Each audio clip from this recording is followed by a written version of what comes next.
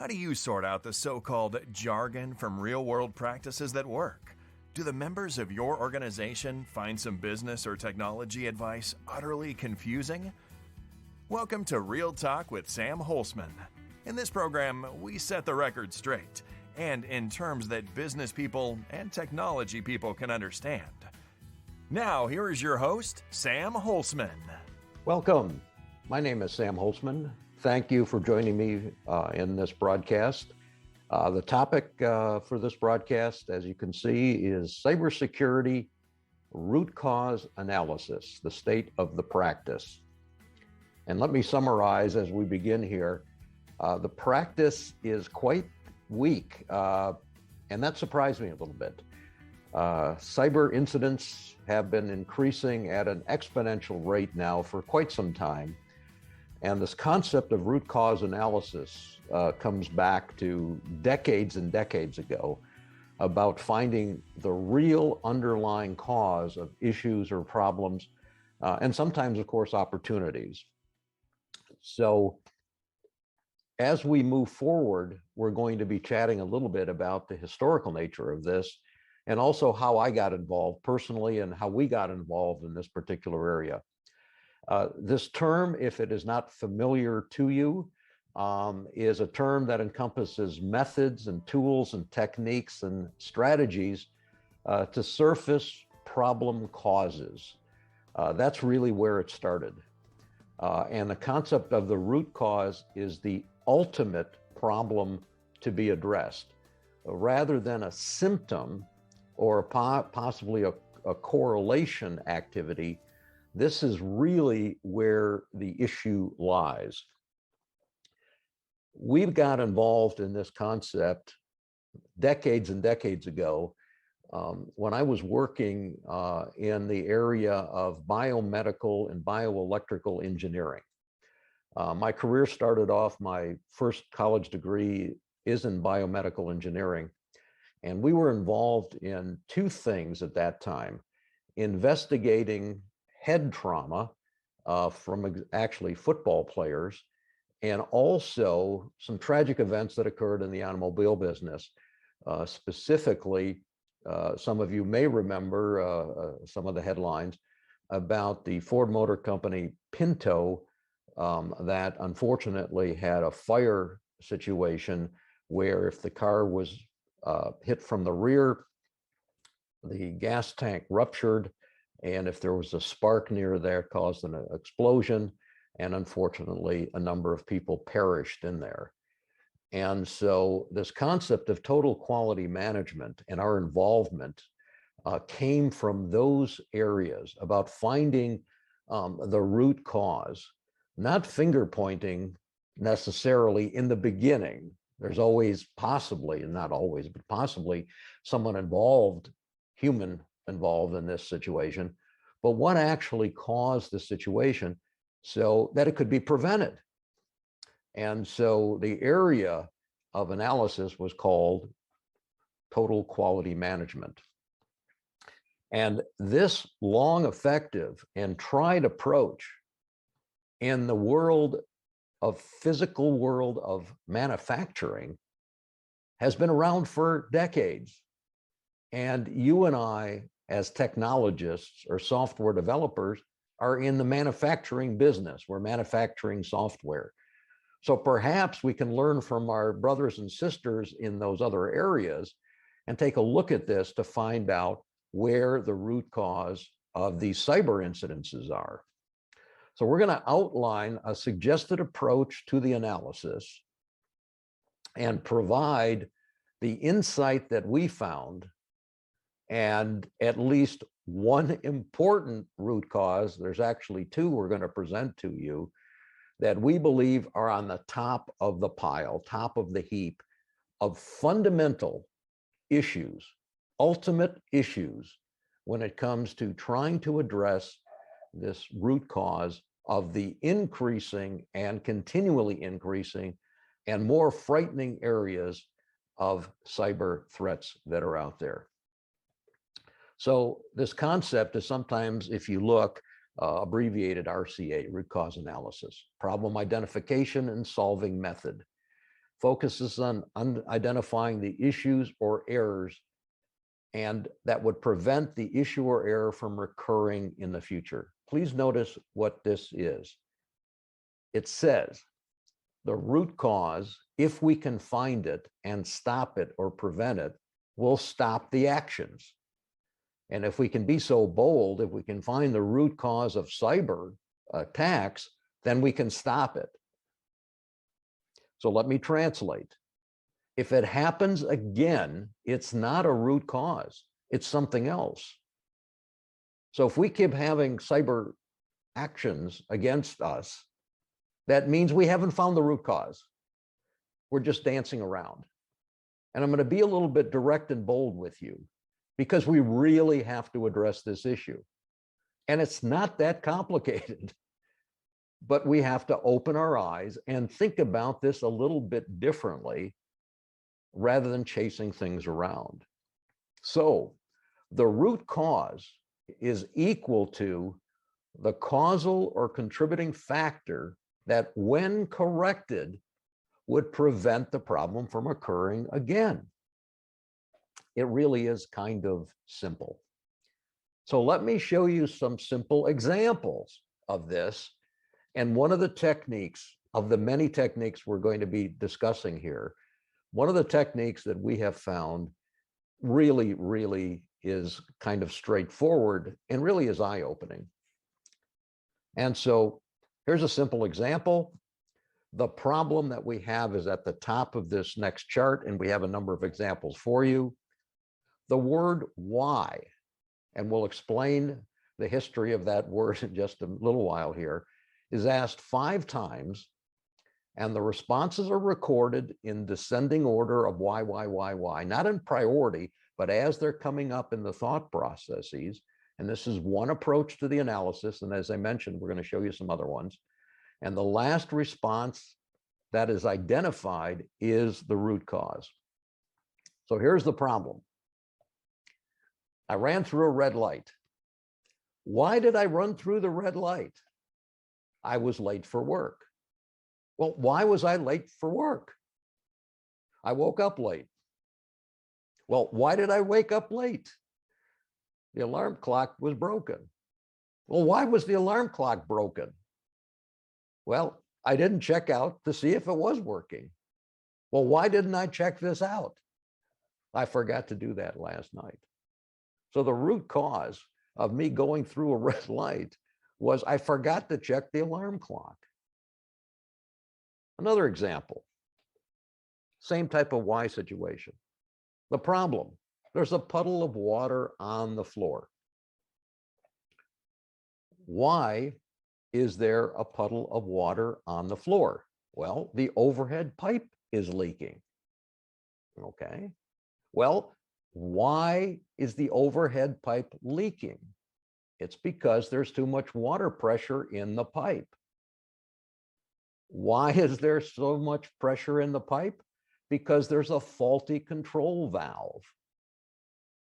Why is there a faulty control valve? Because the control valves haven't been tested. Well, why haven't the control valves been tested? Because the control valves are not on the maintenance schedule. That's the root cause of the issue. Notice how different this is in saying, okay, we've got a faulty control valve. Let's just change the control valve. And you know what'll happen. We haven't found the root cause, and it can happen again. This is what's important about this type of analysis. Here's another one, and this is real. The Washington Monument was degrading. Why was it degrading? Because harsh chemicals were used to clean the Washington Monument. Why were harsh chemicals used? To clean up after the pigeons. There's a lot of pigeons that were around the Washington Monument. Why were there so many pigeons? Well, they like to eat spiders, and there was a lot of spiders at the monument. Why were there a lot of spiders at the monument? Because spiders like to eat gnats, and there was a lot of gnats at the monument. Why were there so many gnats at the monument? They're attracted to the light at dusk. What was the solution? Turn the lights off after a later time. You got to be kidding me. No. Now, think about it for a moment. What would be a natural approach? Well, let's invent some other chemicals. Let's spend $100 million trying to figure out how to invent more chemicals or different types of chemicals. That may be the answer, by the way. But maybe there's a different approach. One final example. The department didn't complete the project on time. That's the problem. Immediate actions need to be taken. This is what we also have to think about. The why analysis, root cause analysis, may take some time. Meanwhile, we have an issue out there. Additional resources applied to help get the project team back on schedule. However, we said, pause. No new projects get started until we figure out what the actual underlying issue is. So now there's immediate action. I was with a colleague in a meeting, and the power went out in their house, and they got an alarm notice, and they realized in this particular area, they had sump pumps that in basements, and the power was off, and they had an issue before where the power was off and the sump pump wasn't working. The basement started flooding. So what did they have to do? Take immediate action, leave the meeting, to get the generator running so the sump pump is working, and then figure out what to do later. So sometimes, of course, as it says here, you have to take short-term action. So now let's get back on the track here.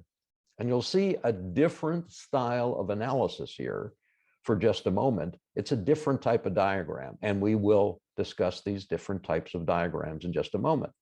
So once again, the issue is the project wasn't completed on time. Why? This is called, it has a number of names, okay? Fishbone diagrams, Ishikawa diagrams, and we'll talk about these different diagram types. It's a different way to display things. It's a cause and effect type of diagram. So once again, we didn't complete the project on time, and we divide it up into categories as we're thinking about this. Could be personnel issues, could be procedure issues, could be material issues, could be equipment issues. So let's take a look at the personnel issue for a moment. A lack of resources. So now let's do the why analysis. Why is there a lack of resources? And see where we go from here. As you can see, there could be other things. Remember, I mentioned just earlier on in our broadcast that there may be a number of cause and effect issues, a number of underlying issues that are causing cyber issues. The root causes. As you know, when you have a tree, the roots have various types of things going on. There isn't one possible root. So maybe there's more. So this is the exploration that you and I need to do. So let's grab onto this one. Resources were not available when they were needed. Why? Why weren't those resources available? Well, it took too long to hire a project manager that was going to be responsible for hiring the resources required. Why was that the issue? Because there was no job description, essentially specifications given to the human resource department. This takes a little bit of investigation. The root cause, there was no formal process for submitting job openings. So the corrective action immediately was to hire another worker to meet the needs of the project team. The preventative action is to develop a checklist form with human resources for submitting job openings in the future. And therefore, then the root cause will be addressed. So one of the more popular approaches to root cause analysis is called the 5 whys. And it comes from Toyota. As a matter of fact, the founder of Toyota, who is Toyoda, T-O-Y-O-D-A, by the way, if you don't know that, not T-O-Y-O-T-A, which is actually the company. And he was one of the seminal founders of this type of concept because of the obsession with quality that Toyota had. And a lot of the American industries followed, it was called in the automobile industry, the Toyota way, looking at this and analyzing what was going on. And this approach is used in manufacturing time and time again, and not just by Toyota, but virtually every manufacturing company is looking at this type of approach. And you'll see the various approaches and diagrams that people have come up with besides asking these questions, okay? And as the head of the architect of the Toyota production system says, this is the basis for Toyota's approach to building and developing some of the most high quality cars in the world. Still there, because what they do is they don't chase the problems. They find the problem and they solve it. Now, there's a number of different approaches, and I'm going to quickly in this broadcast outline these to you. And I'm going to spend a little bit more time on each one of these rather than this one chart, but these are all the different approaches to visualize what is going on here. And there isn't one way to do this. There's a number of different ways, and we use all of these different types depending on the audience, and depending on the complexity, and depending on the stakeholders and what they like to see. And so some of these are relatively familiar possibly to you, because again, all of these have been around for decades. Not in IT Weekly, perhaps, okay, but in the manufacturing world. Once again, I want you to think about the concept of building software is a manufacturing process. Manufacturing process. So why don't we, again, talk to our friends in the manufacturing world and see how they address problems, opportunities, quality, that's a great idea. And of course, it comes down to root cause. So fishbone, sometimes called a cause and effect diagram. The author is a gentleman named Ishikawa. They're sometimes called Ishikawa diagram. And basically, I gave you an example of that a little bit ago as another approach to diagram, to visualize what is going on. There is no, quote, right answer or number of fish bones that are here, but it gives you that sort of categorization and understanding. This is one of our favorites, because some of you that have been following our organizations know that we are really steeped in the concepts of ontological representation that provide categorizations of understanding. It's a very popular technique also in total quality management and in root cause analysis. Failure mode and effects analysis, a more of a chart-like situation that has a mapping of an identification of failures. And it's not only for identifying flaws, but how often they happen. In other words, how big of an issue is this? What actions have been taken in the past and possibly not addressed the root cause? And what actions have been effective in remedying the situation, so we have an understanding. We have a catalog of good stuff that we can follow. Pareto charts. It's a way to map out events and problems in order of how often they occur. So if we've got lots of things going on out there in cybersecurity, which ones should we be attacking first? Because they occur so often, okay? Helps identify problems that are more significant than the others. And with a chart like this, people can sort of see what is going on. Scatter diagrams look for, it's an X and Y axis, a two-dimensional model that look for understanding impact and significance.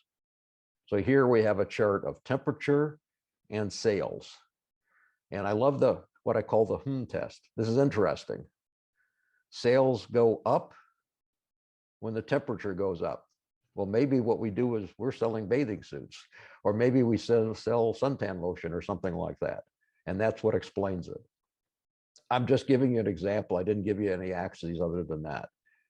And of course, you look for a trend line to see whether or not there is a consistency in trending.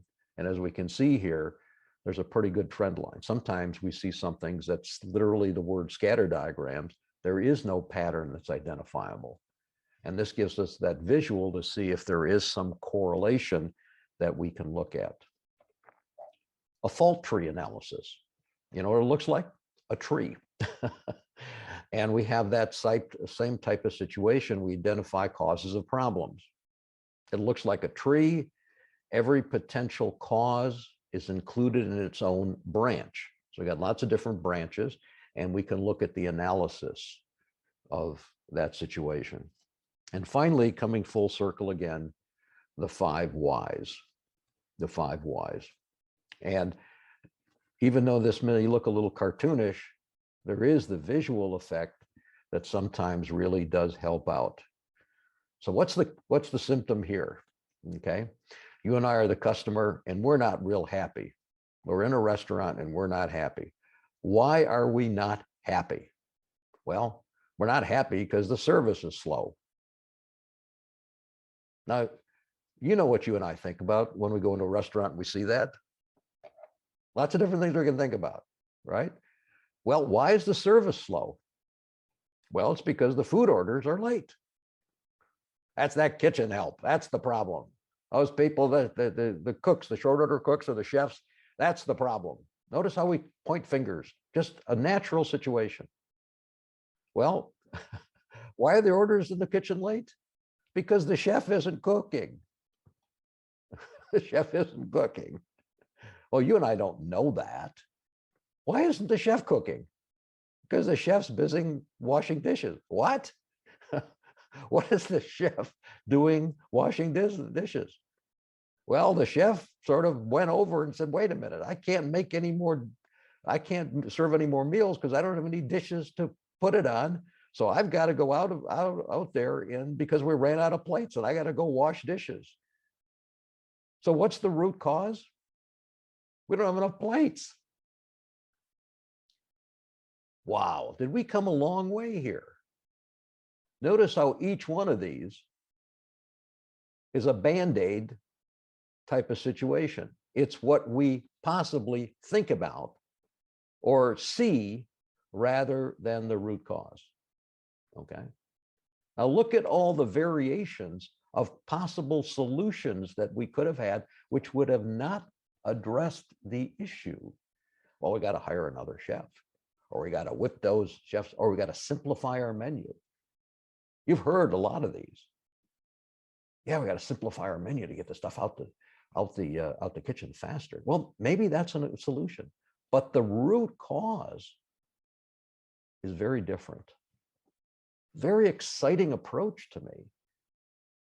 As we build more and more computer systems, as we're more dependent upon these software development actions, we've really got to think about stopping the evildoers today, or at least begin to recognize what the root cause of the incredible increase in the number of cyber attacks going on. And it shows no drop that is in the foreseeable future.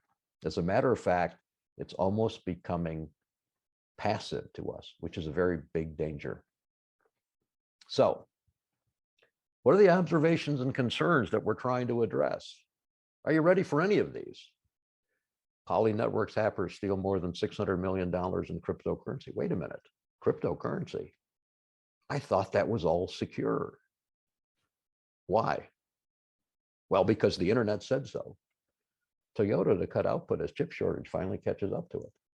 Why is there a chip shortage? And you've heard a lot of this.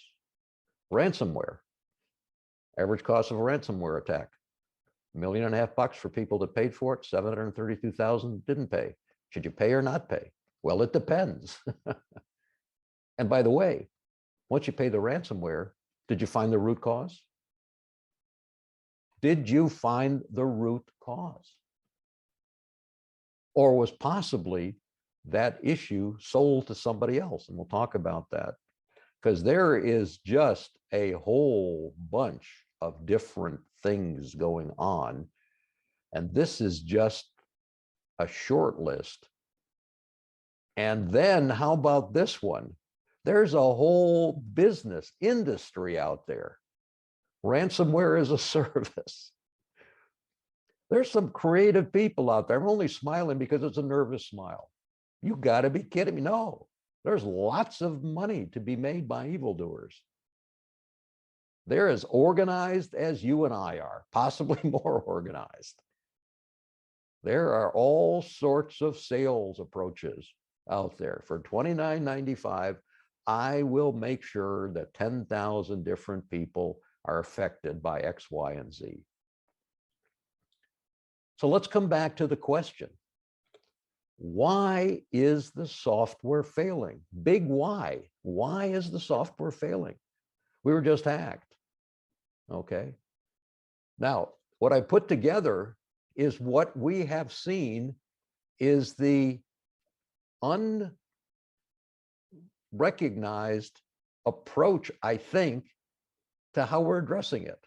So please notice what I say here, tongue only partially in cheek, because what we're doing is finger pointing right now. So what we did was we put together partially, again, tongue in cheek, but partially just to recognize what we're seeing. We put together a universal numbering system for reasons just to reduce communications time. And these are some of the things that you and I have seen or are talking about. Well, number one is unknown. We have no idea. That should scare the bejesus out of everybody. The software supply chain, there's a vulnerability. One of my favorite words, vulnerability.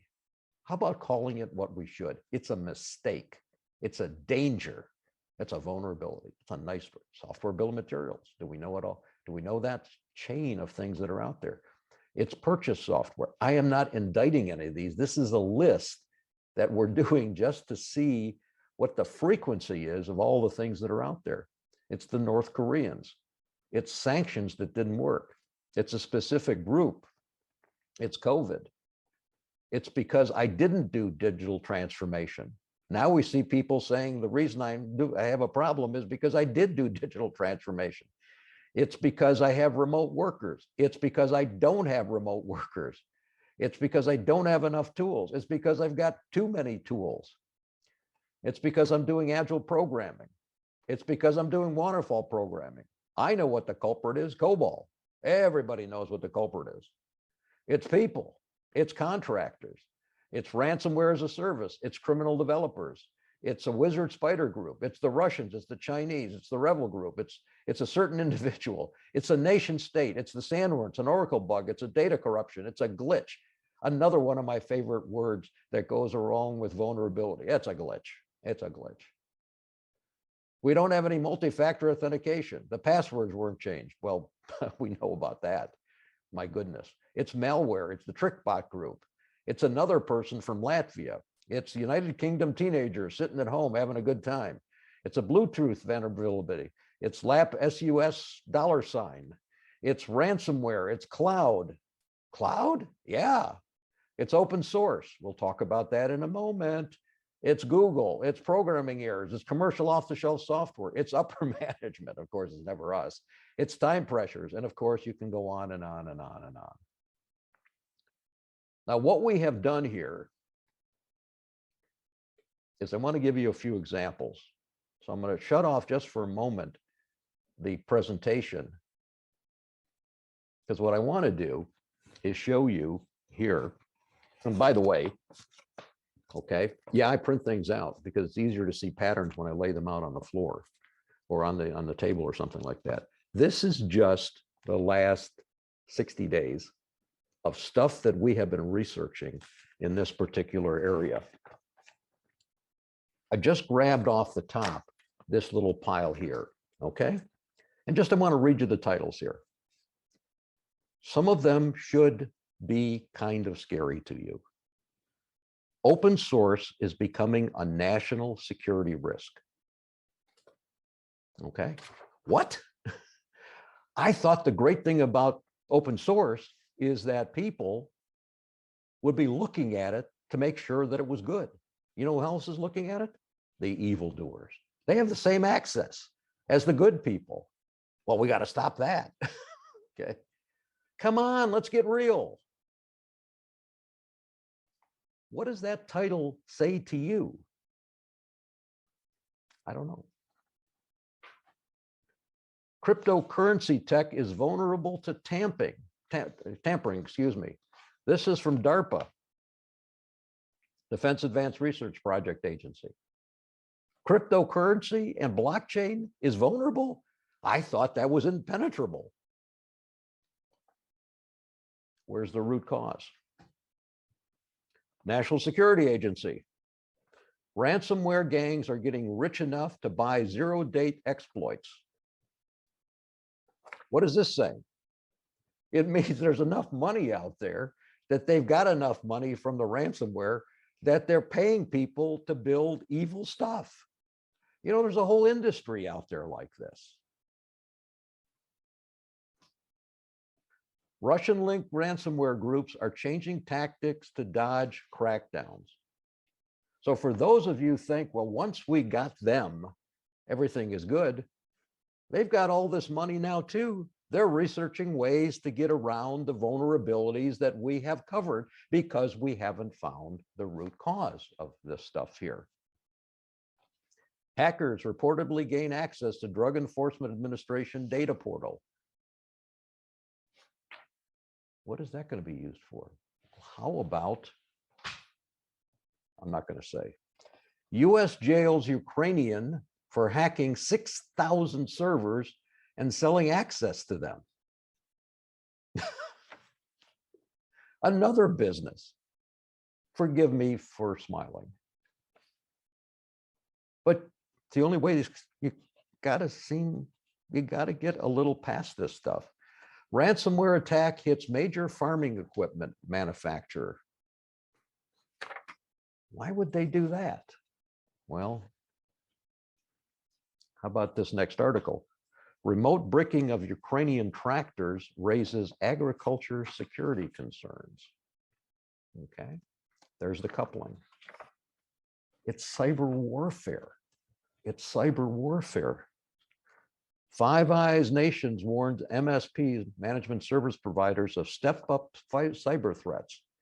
Why are they going back after the MSPs? It's because there's a concentration of actions. WannaCry 5 years on, still a top threat. Ladies and gentlemen, this thing has been around for 5 years and it's still a top threat. Have we found the root cause? No, we haven't. Hackers using stealthy Linux backdoor symbiote to steal credentials. Open source, once again, possibly something we need to look at. Department of Justice, China is still the biggest US cyber threat, but don't ignore Russia. And finally, there's two more here, and then I'm going to get back on giving you examples. Cyber defense confidence ebbs as ransomware attacks multiply. Let me repeat this title. Cyber defense confidence ebbs as ransomware attacks multiply. So once again, what are we going to do about this when we can see that the attacks are increasing? Okay.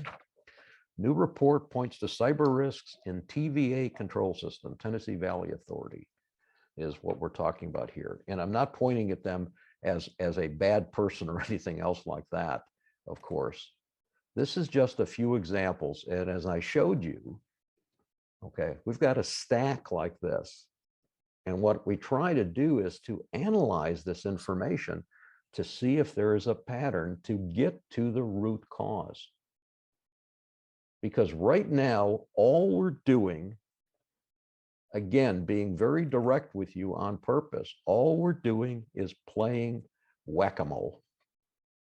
That's what we're doing, playing whack-a-mole. Okay? That's what we're doing. That's what this data is showing us. Stuff has been around for 5 years or more, and we still are having this. Because you know why? Because it's effective. It's working. because we haven't found the root causes. So why stop? The only reason you want to stop is because it's not working anymore. And of course, you're piling up this inventory of evil doing things that you can do. And there's a whole industry out there, as you noticed, on doing this stuff. So what has been our responses? Unfortunately, not me, it's them, it's them, it's not me, it's not them, it's not me, it's not them, it's them, it's not me, it's not them, it's not me. It's the technology. It's the technology. That's the problem. It's the technology. It's the techniques. It's the techniques. Again, what are we doing here? We know what the problem is. The problem is Joe, or the problem is Mary, or the problem is Sam, or the problem is Fred. What are we doing? It's all the same stuff. If we look at finger pointing for just one moment, please remember that when you finger point, 3 of the fingers point back to you. Nobody thinks about that. And maybe it's time to recognize the emperor has no clothes. The things that we have been doing, unfortunately, are just that. Finger pointing, as evidenced by just a few of the articles I showed you, and you saw the stack, and I have file cabinets that I've been keeping and trying to analyze to figure out what the heck is going on here. Yes, the sky is falling, but you know what? As it said in one of the articles, we're just getting jaundiced to all of this. We're getting just blanked out. Well, it's sort of, just make sure you have backups and make sure you have restores and all these other things, and just forget about trying to find the root cause. But who's not listening? Nobody seems to be listening. Well, possibly it's time to look in the mirror, but the mirror is cracked. It's really nice to put a Post-it note over there and say, yeah, everything is good. Everything is good. Look how much more code we've written over this period of time. Isn't this fantastic? But you know what we've been doing? We've been looking out the rear view mirror. Here's what happened. Here's what happened yesterday. And there's something fascinating about mirrors and windows in automobiles. Notice when we're looking out the rear view mirror, which is what we're doing right now in most organizations by looking at this approach rather than a root cause, there's a reason to look out the windshield. The windshield is so much bigger than the rear view mirror. It's where you're headed. It's much more important than what you've left behind. I'm not discounting the as is state, but we have to recognize that we've got to look beyond what we have been doing, which is an after the fact attempt to fix a flawed environment. We got to keep asking why. And that comes down to root cause analysis. This is what we need to do. And it's part of the repertoire of things that you need to do, especially if you are business architects or enterprise architects. This is where this stuff begins, because you're going to put together a blueprint of what this looks like to get to the desired state. So there's 4 suggested steps to get through this. One is to identify and describe the triggers. Forget fancy tools or anything else like that. There's a set of things we need to look at: failures, errors, and events. Failures, errors, events. We need to identify those. We need to describe them, not just name them. Name models are woefully inadequate. Name models are like a table of contents in a book. Let me repeat, like a table of contents in a book. What do we need after that? Content. We need content. If we don't have the content, we don't understand what's going on. That's the descriptions. And then we explain what we believe, not explain away. It didn't say explain away. It says explain what we believe is the failure, starting this why analysis of what is going on. And what we find useful is to develop a timeline to figure out what the causes and contributing factors were to this. Because sometimes we see when we went in a certain direction, there was this increase in what's going on. And that's part of the analysis we did, as you'll see at the end of our broadcast here, to figure out, well, what happened? How we didn't have, quote, cyber attacks 50 years ago, 40 years ago, 30 years ago, possibly 20 years ago. I don't want to talk about the timing right now here, but basically it hasn't been around forever. And there's some correlation, or there's some tests that we need to look at. And that visualization gives us that understanding what's going on to establish what has occurred and the impact of what has occurred, where it occurred and when. And then we can look at differentiation. Where were we prior to X and where are we now? Where was that delta? What analysis was done, if any, as to what was going on? What were the causal factors that we tried to address and the non-causal factors? Did we actually identify some root causes in the past that were there? And then, as the last step here, we visualize that root cause. We establish the key events that are causing us issues or were causing us issues. We flow the explanation, in other words, give people the background so they can see what is going on, because no one wants to hear this. They're looking for a magic bullet will make the pain go away. Well, in order to do this, we've got to explain how we, the community, are possibly the culprits. And that's uncomfortable. I know it's uncomfortable for me. We test that explanation. Is that where it is? And then put together a human consumable representation of what happened, how it happened, and how we suggest this is going to be addressed. You can use those diagrams. You can use the why examples. There's all sorts of different ways, but you've got to march through. And yes, this is going to be historical at this point, because first we got to clean up the hysterics.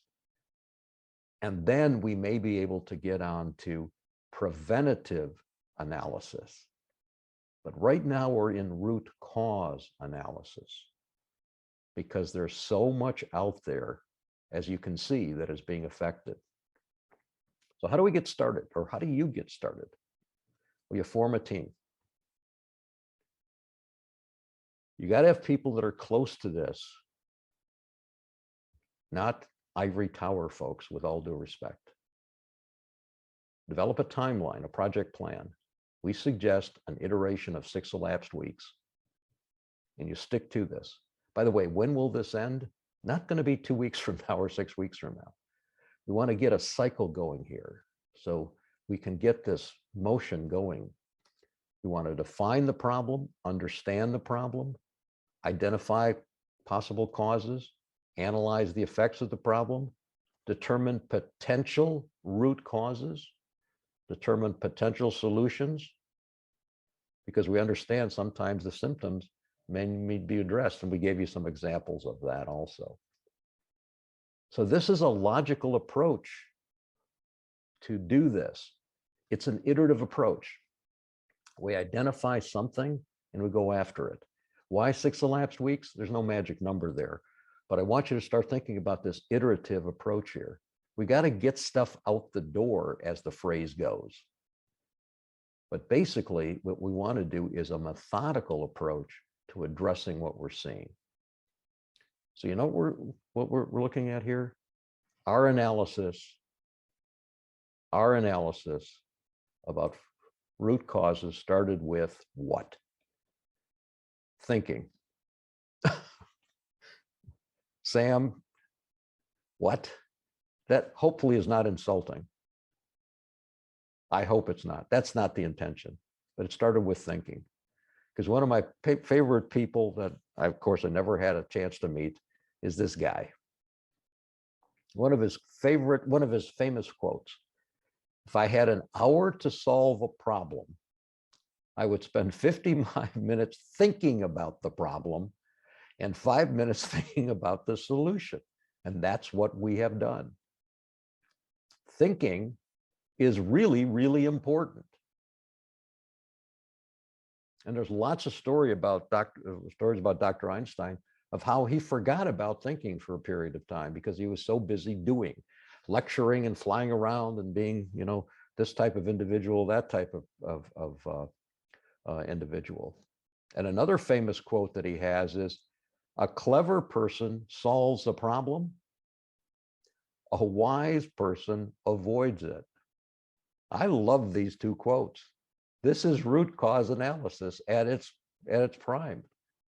A clever person solves a problem, a wise person avoids it. That's what we're talking about here. Why is this thinking so important? Almost everything is on the internet, which means there is more vulnerability. And we'll talk to you about why this is the case. Cyber criminals can be anywhere. They don't have to be in your backyard. They can be anywhere. The number of cyber attacks is growing over time. There is a correlation. And if somebody wants to argue with me about that, then I need to see some facts, because it's so easy to see this trend. Cyber criminals are becoming professional, a profession. There is groups out there, there's quote, certification, unquote. You got to go to the dark web. I'll give you the address later on. I'm just joking about that. But basically, there is a whole industry out there that shares ideas, shares things that work, sells things, trains people. It's almost like a pyramid type of scheme. You've got this whole layer of folks going on in these criminal enterprises. Technologies are getting more complex, which leads to more vulnerabilities. And we'll talk about that in just a moment.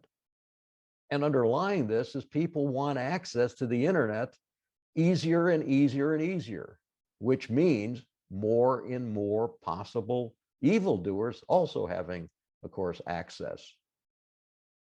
Data consolidation, any type of consolidation, are great targets.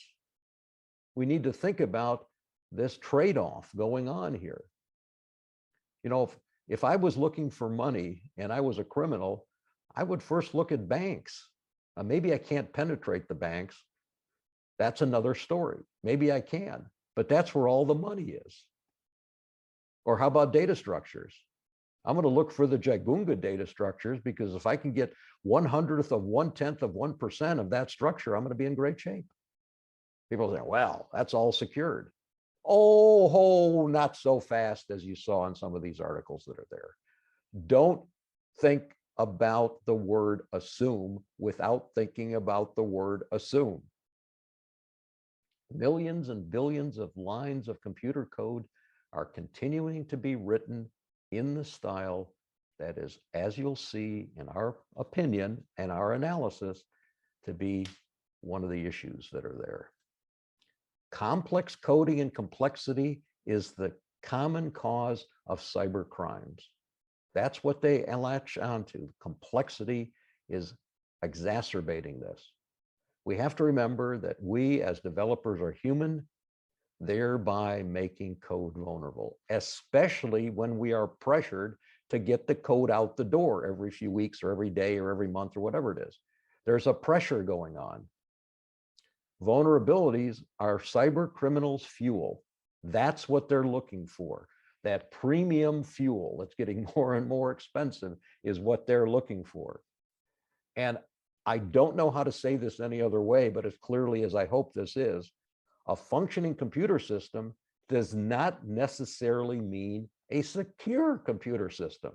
They aren't correlated one-to-one. Just because something compiles doesn't mean it's secure. It means it's compiled. And let me go further. Just because you did 10 tests does not mean that the computer or system is good. It means you passed those 10 tests. So resting on those laurels, so to speak, is what the issue is. Anything we ignore does not mean it's not there. Let me repeat. Anything that you ignore doesn't mean it's not there. It means that we are ignoring it. And cybercrime dates back to the 1990s. 30 plus years that we have been looking at this, and we have essentially been addressing this the same way.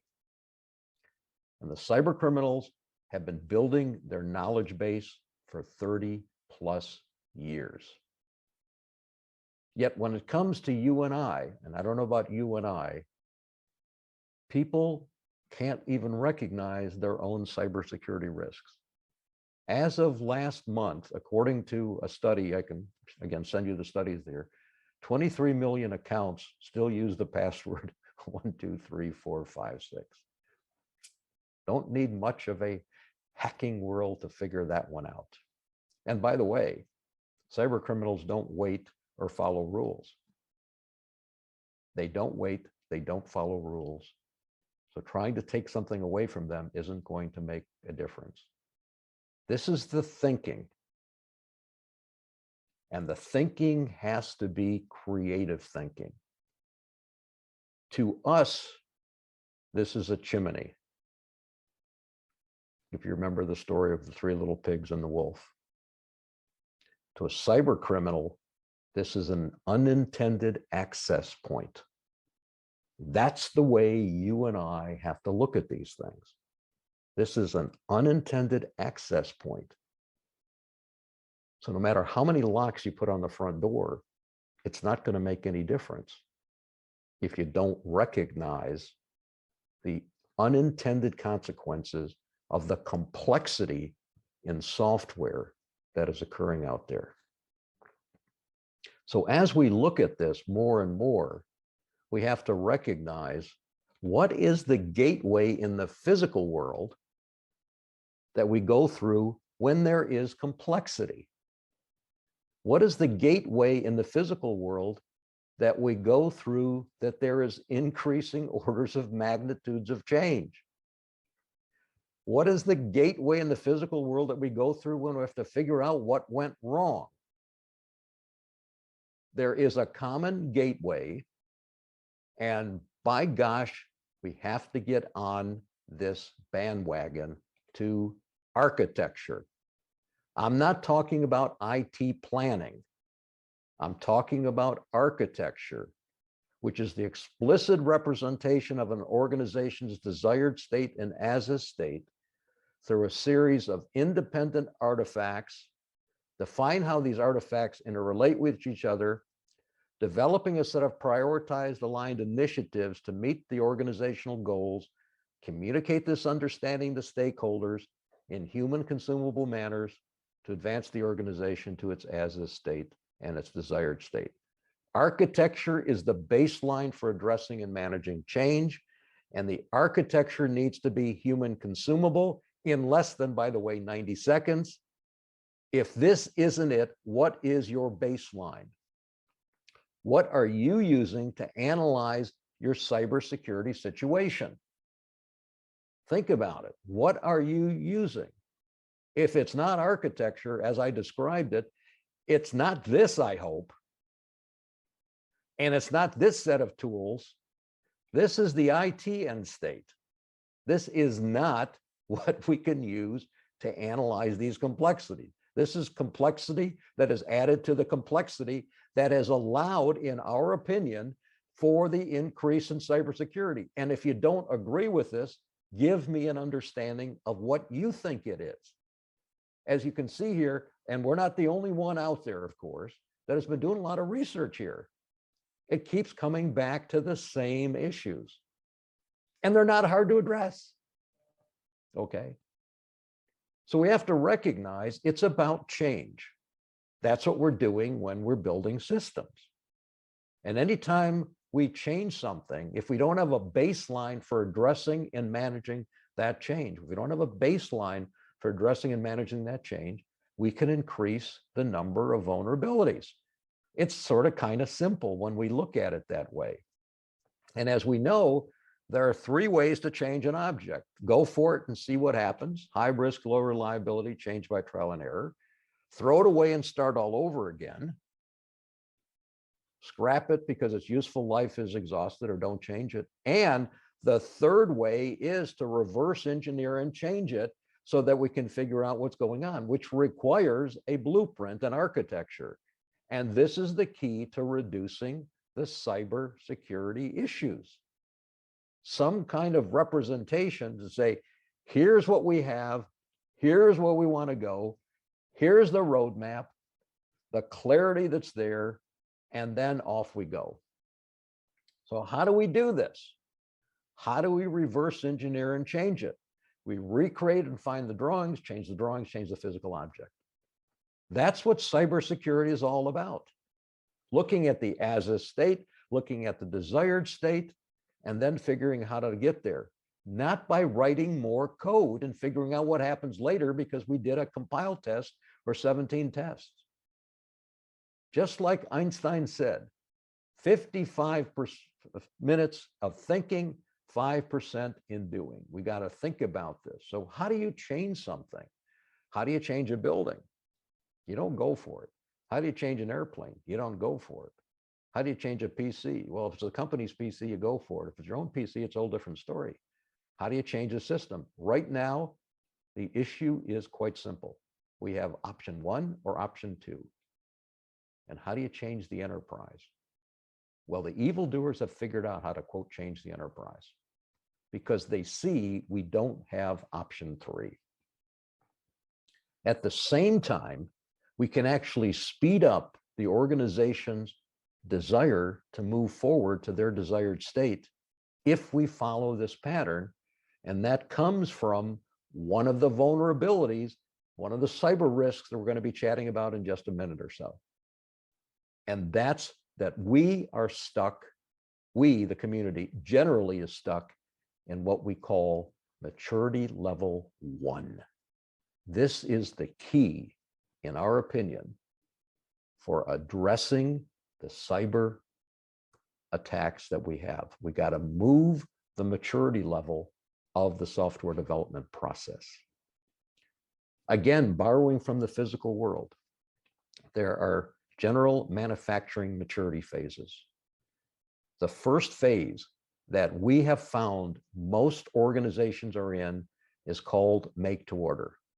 If you are doing use cases and business process modeling notation and agile programming and waterfall programming and X programming of any kind in general, you are in make to order. You are building more and more vulnerability into your organization. I'm sorry.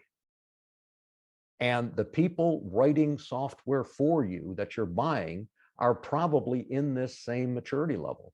And that's why you have to know about your software supply chain. Long lead times, high cost, generally low reliability. The next phase of maturity is called provide from stock. The issue there is quite simple. If you believe that the software from a third party, commercial off-the-shelf packages is good, fantastic. What you need to do is to change your business to fit the package. Let me repeat. You have to change your business to fit the package. What? Yeah. Because if you don't, and you're going to write your own software now, you're going to go back to maturity level 1 and increase the complexity and the vulnerability in your organization.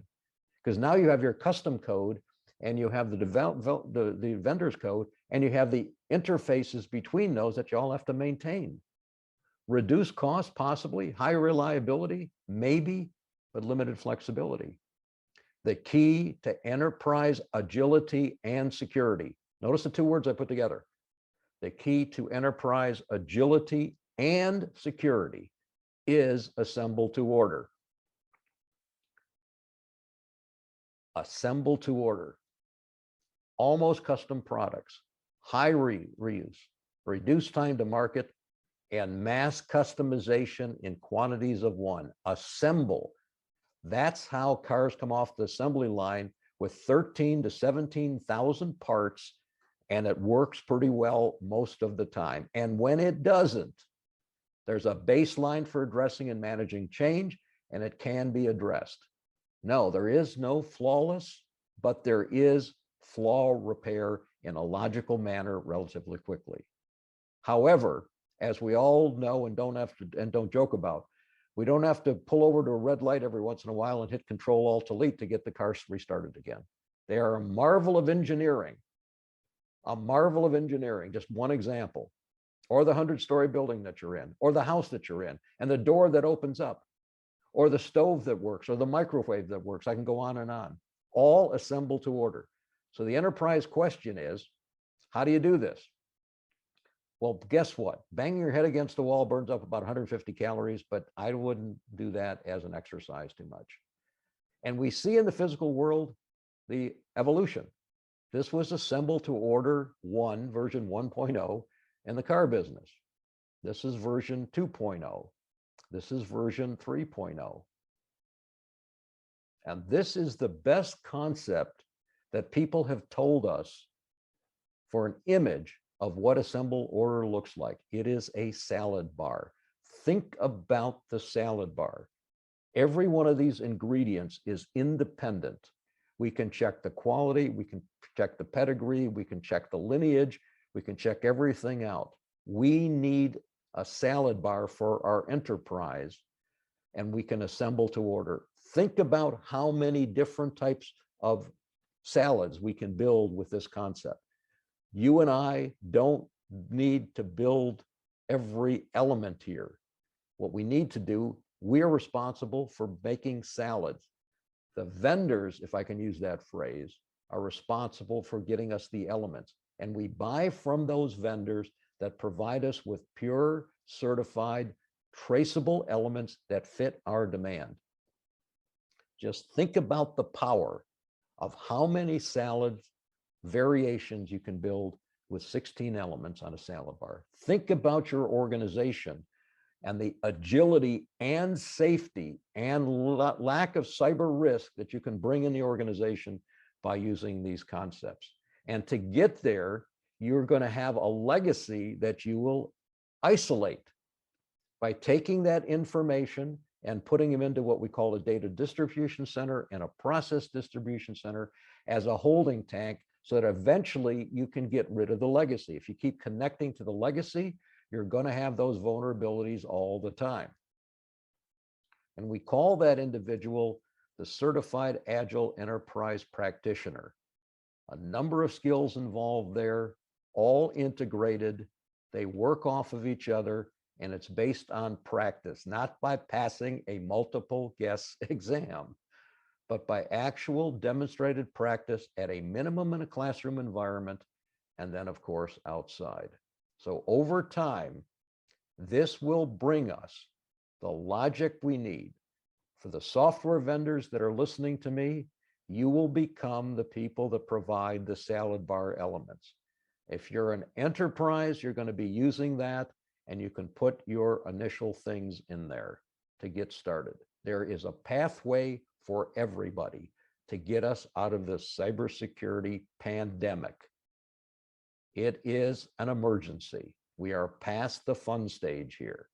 The number of infections are growing all the time. We need a national approach, or at least your approach. Again, you see my nervous laugh here because I don't know how to do it any other way to get people's attention, that we need to do this.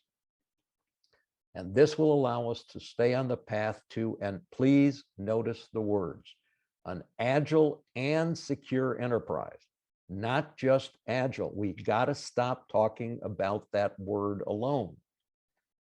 I truly believe this has exacerbated the issues that we're seeing today. The path to enterprise security and agility may not be the path that a lot of people are comfortable with, because what we do is follow the confirmation bias that's out there. Please remember how many things we have seen out there that have proven out to be false. Can't do powered flight, Can't put an object in space. Can't put a man on the moon.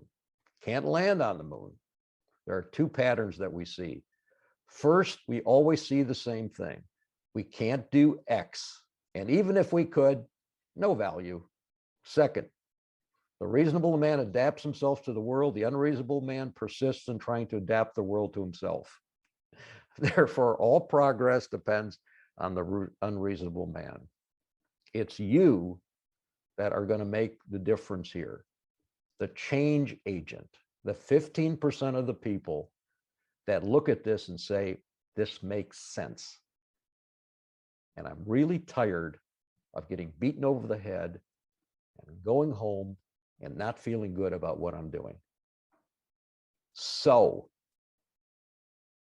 what are the two root causes that we've identified based on all of this stuff that we're talking about? This is not in a priority order. This is what we have found. Both are solvable and both need to be addressed. Root cause. Number one, no baseline for addressing and managing change. There is a program that's built, something that's compiled. We run a bunch of tests and we put it out there. We have no idea, no insurance. We don't know what the percentage of probability is of that effect having an effect on something else. There is no baseline. This is not hard to fix. Think about a blueprint. Think about the physical world. Think about the failures out there on Apollo 11 or whatever it is, or the tragedies in the Challenger program during the shuttle program and how they were able to figure out what was going on. There was a baseline for addressing and managing change. Number two, maturity level 1 software development practices. They have got to go up to maturity level 3. There is nothing stopping us except for momentum, inertia, and confirmation bias. There is nothing preventing us from doing this. And you can look at history outside of the software profession, which isn't a profession yet, of course, you know that, and see that this is the pathway. There's nothing preventing us from doing this. And that's the maturity that we've gone and look at. Now, as we close out, what was our analysis basis? Unfortunately, the internet has no consistent, verifiable sourcing of information. It was not much of use to us. Put that word in there. Root cause analysis, cybersecurity, whatever you want to put in combination. It's frightening. Nothing.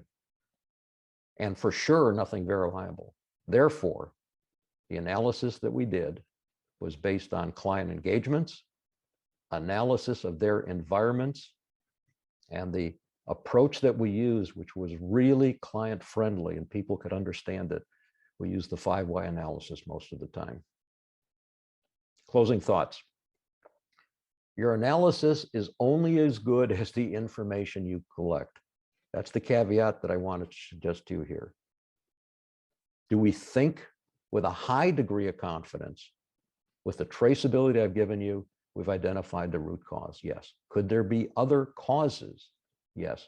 Could they possibly be root causes? Don't know.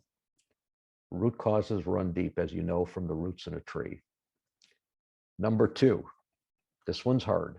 Your knowledge can get in the way of good root cause analysis. The word assume or believe. Of course, your lack of knowledge can get in the way of good root cause analysis, and we hope we've added to your knowledge base. You have to understand what happened before you can understand why. What happened? You can't solve all human performance problems with discipline, training, and procedures. Is this important? Yes. Why haven't 23 million or whatever the number was, millions of people, not changed their password to 1, 2, 3, 4, 5, 6? Okay.